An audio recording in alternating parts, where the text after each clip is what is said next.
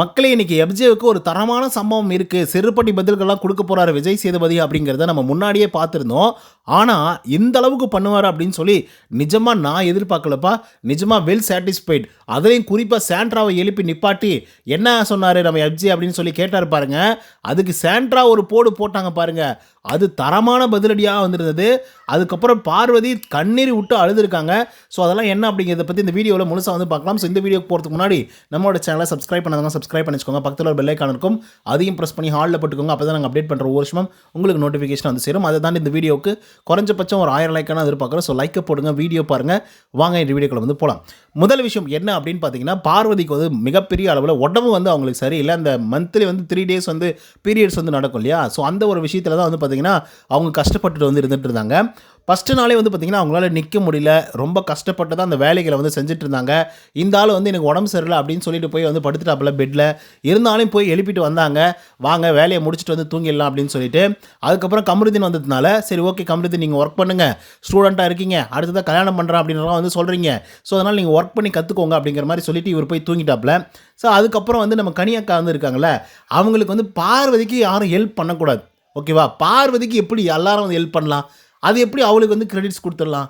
அது எப்படி நல்லபடியாக போய் சேர்ந்துரும்? அதெல்லாம் வந்து வேலைக்கே ஆகாது அப்படின்னு சொல்லிட்டு கனி அவர்கள் வந்து கமருதீனை வந்து ஃபஸ்ட்டு அடித்து ஓட விட்டுறாங்க. ஓகேங்களா? ஃபஸ்ட்டு போப்பா தம்பி, நீ ஒர்க்கெல்லாம் பண்ணக்கூடாது அப்படின்னு சொல்லி. பார்வதி தான் முழு வேலையும் வந்து பார்த்திங்கன்னா பண்ணியிருக்காங்க. அதில் ஒரு 4-5 பாத்திரம் மட்டும் தான் கமருதீன் அவர்கள் வந்து வாஷ் பண்ணியிருக்காங்க. ஓகேவா? ஸோ அன்னைக்கே வந்து பார்த்திங்க அப்படின்னா கால் பயங்கரமாக வலிக்குது, வெரிகோஸ் வெயின் வந்து இருக்குது எனக்கு அப்படின்னு சொல்லி கமருதீன் அவர்கள் வந்து பார்த்திங்கன்னா பார்வதியுடைய காலை பிடிச்சி அழுத்தி விட்டுருப்பாங்க அந்த பெயினுக்காக. ஸோ அதையே வந்து தப்பு அப்படின்னு சொல்லிட்டு பார்த்திங்க அப்படின்னா கனி அவர்கள் வந்து சொல்லியிருப்பாங்க. அது அவங்களுடைய கேரக்டர்லேருந்து பார்க்கும்போது அது சரியாக தான் வந்து இருக்கும். ஏன்னா ஒரு ஸ்டூடெண்ட் வந்து பார்த்திங்க அப்படின்னா ஸ்டாஃபுடைய காலை வந்து பிடிக்கக்கூடாது. ஸோ அது வந்து பார்த்திங்க அப்படின்னா அவங்க கரெக்டாக தான் வந்து ப்ளே பண்ணியிருந்தாங்க. ஓகேவா? ஆனால் எஃப்ஜே நல்லா கொரட்டை விட்டு தூங்கிட்டு காலையில் வந்து உடனே வந்து பார்த்திங்க அப்படின்னா இல்லை நீங்களும் வாங்க சமைக்கிறதுக்கு அப்படின்னு வந்து கூப்பிட்றாப்புல. அப்போ பார்வதி சொல்கிறாங்க, டே நேற்றுக்கு நைட்டெல்லாம் நான் ஒர்க் பண்ணேன், நேற்று நான் வந்து அட்ஜஸ்ட் பண்ணி செஞ்சுட்டுல, இன்றைக்கி கொஞ்சம் அட்ஜஸ்ட் பண்ணி செய்யடா, என்னால் முடியல, எனக்கு காலெலாம் பயங்கரமாக வலிக்குது, வெரிகோஸ் வெயின் வந்து இருக்குது, ஸோ அதனால் என்னால் முடியல, நீ பண்ணு அப்படிங்கிற மாதிரி வந்து சொல்லும்போது முடியவே முடியாது, அப்படி இப்படி நீ வந்து பண்ணதுக்கு நான் பொறுப்பா, எப்படி என் ஒர்க்கை சேர்த்து நீ பண்ணதுக்கு நான் பொறுப்பா, இப்போ வந்து நீ பண்ணு, ஒன்று நீ கிச்சன் க்ளீன் பண்ணு, இல்லை வெஷல் வாஷ் பண்ணு, இல்லைனா குக் பண்ணு, ஏதாவது ஒன்று வந்து பண்ணு, 2 பேரும் பிரித்து வந்து வேலை செய்யலாவா அப்படின்னு சொல்லி கூப்பிட்ருப்பான். ஆனால் எவ்வளோ ரூடான ஆள் அப்படின்றத பாருங்கள். அன்றைக்கி முன்னாடி நைட் இவனுடைய வேலையும் சேர்த்து வந்து செஞ்சுருக்காங்க. அடுத்த நாள் கொஞ்சம் அட்ஜஸ்ட் பண்ணிக்கோப்பா, என்னால் முடியல, கால்லாம் வலிக்குது, வெரிகோஸ் வெயின் வந்து இருக்குது அப்படின்னு சொன்னால் இவன் என்னங்கிறான், அதெல்லாம் எனக்கு தெரியாது, நேற்றுக்கு நீ ஒர்க் பண்ணதுக்கு நான்லாம் காரணம் கிடையாது, நீ வந்து ஒர்க் பண்ணிட்டியா, அதுக்கு நான் என்ன பண்ண முடியும், இப்போ வந்து வேலை செய்ய அப்படின்னு சொல்லி கூப்பிட்றான். இவன் எப்படியார மட்ட தற்குறி பையனாக இருப்பான் அப்படிங்கிறத நீங்களே யோசிச்சு பாருங்கள். ஸோ அப்படிப்பட்ட ஒரு ஆள் தான் வந்து எஃப்ஜே அவர்கள். இன்றைக்கி ஆல்ரெடி வந்து விஜய் சேதுபதி வந்து பார்த்திங்கன்னா பிடிச்சி பொழந்து எடுத்துருக்காப்புல. குறிப்பாக சொல்லணும் அப்படின்னு பார்த்தீங்கன்னா, அவங்களுக்கு பிரச்சனை அப்படின்னு சொல்லும்போது நீ வரல, குக் பண்ண முடியல, உடம்புல பிரச்சனை அப்படின்னு சொல்லும்போதும் வரல, லெட்டரில் ஒரு பிரச்சனை வந்துச்சு, அதுக்காகவும் நீ வந்து தலைவராக எந்த விதமான முடிவுகளும் வந்து எடுக்கலை, என்ன தாண்டா உன் பிரச்சனை அப்படின்னு சொல்லி கேட்கும்போது அதுக்கு வந்து எஃப்ஜே வந்து சொல்லியிருக்கான், இல்லை சார், நான் வந்து எந்த நேரத்தில் எந்த மாதிரி ரியாக்ட் பண்ணுறதுன்னு எனக்கு வந்து தெரியல, எப்போ அவங்க வந்து பார்வதியாக இருக்காங்க, எப்போ வந்து கேரக்டரில் இருக்காங்க அப்படிங்கிறது எனக்கு தெரியல, ஸோ அதனால் நான் எப்போ அந்த பிரச்சனையை ஹேண்டில் பண்ணும் அப்படிங்கிறது எனக்கு தெரியல அப்படிங்கிற மாதிரி மலுப்ப ஆரம்பித்த உடனே விஜய் சேதுபதிக்கு செம்மையாக கோவம் வந்துடுது. இந்த மாதிரி மலுப்புற வேலைலாம் வந்து பண்ணாதப்பா, உள்ளே இருக்கிறவங்களுக்கும் தெரியும், எனக்கும் தெரியும், வெளியே இருக்கக்கூடிய ஆடியன்ஸ்க்கும் வந்து தெரியும், நீ எப்படியா இருக்க ஆள் அப்படின்னு சொல்லி, ஸோ ஒழுங்காக டேரெக்டாக பதிலை சொல்லு அப்படின்ற மாதிரி சொல்லும்போது அப்போ வந்து பார்த்திங்க அப்படின்னா ஒத்துக்கலை. எப்போ என்ன கேள்வி கேட்டாலும் உடனே வந்து பார்த்திங்கன்னா எல்லோரும் தலையை கீழே போட்டு வச்சுக்கிட்டு ஒரு சில வார்த்தைகளை பேசிட்டு அமைதியாகிடுறாங்க. இந்த சீசனை பொறுத்த வரலையும் அப்படிப்பட்ட வேலைகளை தான் தொடர்ந்து வந்து பண்ணிட்டு இருக்காங்க. அதுக்கப்புறம் சாண்ட்ரா அவர்கள் வந்து இருக்காங்க இல்லையா, அவங்கள எழுப்பி நிப்பாட்டி விஜய் சேதுபதி வந்து கேட்குறாப்புல. ஆக்சுவலாக இது ஒரு சின்ன மைல்டான ஒரு பாயிண்ட்டு, இந்த ஒரு பாயிண்ட்டை பிடிச்சி இப்படி வச்சு ரோஸ்ட் பண்ணுவார் அப்படின்னு சொல்லி சத்தியமாக நான் எதிர்பார்க்கல. வேறு லெவல் சம்பவத்தை வந்து பண்ணி வச்சிருக்காப்புல. எஃப்ஜே வந்து ஒரு நாள் வந்து சொல்லியிருப்பாப்புல சாண்ட்ரா கிட்ட, என்னப்பா அடி ரொம்ப அடிபட்டுருச்சா, ஏன் ஒர்க் பண்ண மாட்டேங்கிற அப்படின்ற மாதிரி கேட்கும்போது அதுக்கு வந்து எஃப்ஜே என்ன சொல்லியிருப்பான் அப்படின்னா, அடிப்பட்டது என்னமோ கம்மியாக தான் அடிபட்டிருக்கு, ஆனால் பார்வதி வந்து வேலை செய்யட்டும் அப்படின்றதுக்காக தான் அமைதியாக இருக்கேன் அப்படிங்கிற மாதிரி சொல்லியிருப்பார். ஸோ இந்த ஒரு விஷயத்தை வந்து அட்ரஸ் பண்ண விதம் வந்து வேறு லெவலில் வந்துருந்தது. ஏன்னா இந்த விஷயத்தை வந்து சாண்ட்ரா அவர்கள் சொல்லும்போது எஃப்ஜே அவர்கள் அதை குறுக்கிட்டு வேறு மாதிரி விஷயத்தை வந்து பார்த்திங்க அப்படின்னா சொல்லிக்கிட்டே வந்துருந்துருக்காப்புல, இன்டரப்ட் பண்ணிகிட்டே வந்துருந்துருக்காப்புல. ஸோ அந்த நேரத்தில் வந்து பார்த்திங்கன்னா விஜய் சேதுபதி வந்து சொல்லிட்டாப்புல, ஏய் சும்மா நீ உன் ஃப்ரெண்ட்ஸுங்கிட்ட பேசுகிற மாதிரி கதையெல்லாம் இங்கே வந்து பேசிகிட்டு இருக்கக்கூடாது, ஒழுங்காக கேள்வி கேட்டால் அந்த கேள்விக்கு கரெக்டாக பதில் சொல்லணும், இல்லைனா இப்படி தான் வந்து நடக்கும், சாண்ட்ரா என்னம்மா சொன்னான் அப்படின்னு சொல்லி திரும்பி கேட்கும்போது தான் சாண்ட்ரா அப்படியே வந்து சொல்கிறாங்க. ஸோ பார்வதிக்கெல்லாம் ஷாக்கு, பிரஜனுக்கெல்லாம் ஷாக்கு, கமருதீன் எல்லாருக்குமே ஷாக்கு. பயங்கரமான ஒரு ஷாக்கு. ஓகேவா? ஸோ அதில் தொடர்ந்து வந்து பார்த்தீங்க அப்படின்னா எஃப்ஜே கிட்ட வந்து "ஏம்பா அந்த பொண்ணு கஷ்டப்படுது, கால் வலிக்குதுன்னு சொல்லு, உடம்பு சரியில்லை அப்படின்னு வந்து சொல்லுது, அதுக்கப்புறம் இதை வந்து செய்ய முடியாது அப்படின்னு வந்து சொல்லுது, அதெல்லாம் நீ போய் கேட்கறதுக்கு உனக்கு வந்து இது கிடையாது. ஆனால் அந்த பொண்ணு அடிபட்டுட்டோம், பரவாயில்ல, அடிபடு மீன்ஸ் வேலை செஞ்சு அடிபட்டுட்டோம், ஒன்றும் பிரச்சனை இல்லை அப்படின்ற லெவலுக்கு வந்து நீ இறங்கி செய்கிற அப்படின்னா யார் நீ? எப்படியார் மட்ட ஆள்?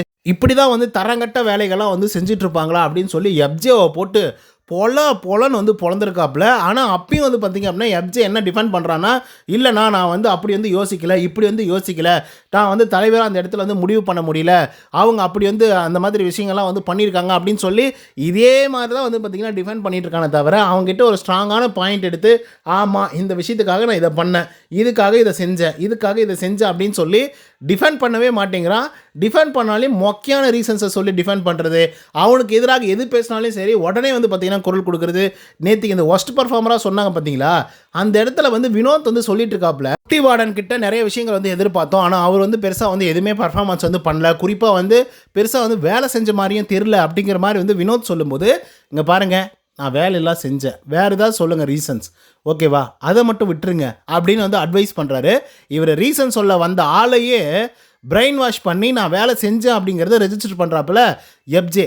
அதுக்கப்புறம் சாண்ட்ராவோ ரம்யாவோ யாரோ வந்து அதே மாதிரி ஒரு சில ரீசன்ஸை வந்து சொல்லும்போது அந்த மாதிரிலாம் சொல்லாதீங்க, அந்த மாதிரி வார்த்தைகளை பயன்படுத்தாதீங்க அப்படிங்கிற மாதிரி வந்து சொல்கிறாப்புல. இவரே வந்து பார்த்திங்க அப்படின்னா ஒவ்வொரு வார்த்தையும் மற்றவங்க என்ன சொல்லணும் அப்படின்றத இவராகவே டிசைன் பண்ணி வந்து பார்த்திங்க அப்படின்னா எடுத்துக்கிட்டு சொல்லிக்கிட்டு வந்திருக்காரு. ஸோ கண்டிப்பாக it is not acceptable. So இதுக்கு வந்து பயங்கரமான ஒரு ரோஸ்டிங் தான் எனக்கு வந்து பண்ணப்பட்டிருக்கு அப்படின்னு வந்து சொல்லலாம். எனக்கு என்னென்னா இந்த வக்ரம் என்கிற விக்ரம் இருக்கான்ல, அவனை போட்டு பொழந்து எடுத்தால் நல்லாயிருக்கும் அப்படின்னு நான் நினைப்பேன். அதுக்கப்புறம் கனி, இவங்க 2 பேரும் தான் வந்து மாஸ்டர் மைண்ட் இந்த வீட்டுக்குள்ளேயே, ரொம்ப ஒஸ்ட் டு த கேரக்டர் அப்படின்னு வந்து சொல்லலாம். ஸோ அப்படிப்பட்ட ஆளுங்களை வச்சு செஞ்சாங்க அப்படின்னா ரொம்ப மன திருப்தியாக வந்து இருக்கும். ஸோ பார்ப்போம் என்ன நடக்குது அப்படின்னு சொல்லி. ஸோ அதுக்கப்புறம் பார்வதி லிட்ரலாக வந்து பேசிகிட்டே இருக்கும்போதே பயங்கரமாக அழுதுடுறாங்க சாண்ட்ரா சொன்ன உடனேனா. அவங்க எவ்வளோ வலியில் இருந்தாங்க, வெரிகோஸ் வெயின் வந்து இருக்குது, பீரியட்ஸில் வந்து இருந்திருக்காங்க. ஸோ நீங்கள் வந்து யோசிக்கலாம் பீரியட்ஸில் கூட இல்லை அப்படின்னு கூட யோசிச்சுருந்துருக்கலாம், ஆனால் பீரியட்ஸில் வந்து இருந்திருக்காங்க.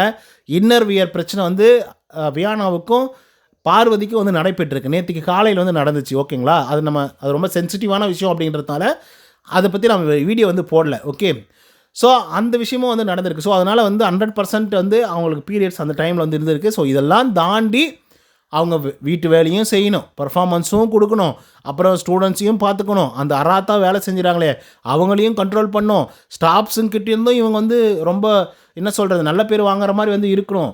ஸ்டாஃபுங்க வந்து என்ன விமர்சனங்கள் பண்ணால் அப்படியே சின்ன ஒரு இப்படி திரும்பிட்டா கூட வந்து பார்த்திங்க அப்படின்னா உடனே கனி வந்து பார்த்திங்க அப்படின்னா பார்வதி வந்து ஏறுன்னு வந்து ஏறுவாங்க. ஸோ அப்படிப்பட்ட ஆட்களுக்கு நடுவில் தான் பார்வதி அவர்கள் வந்து இருந்திருக்காங்க.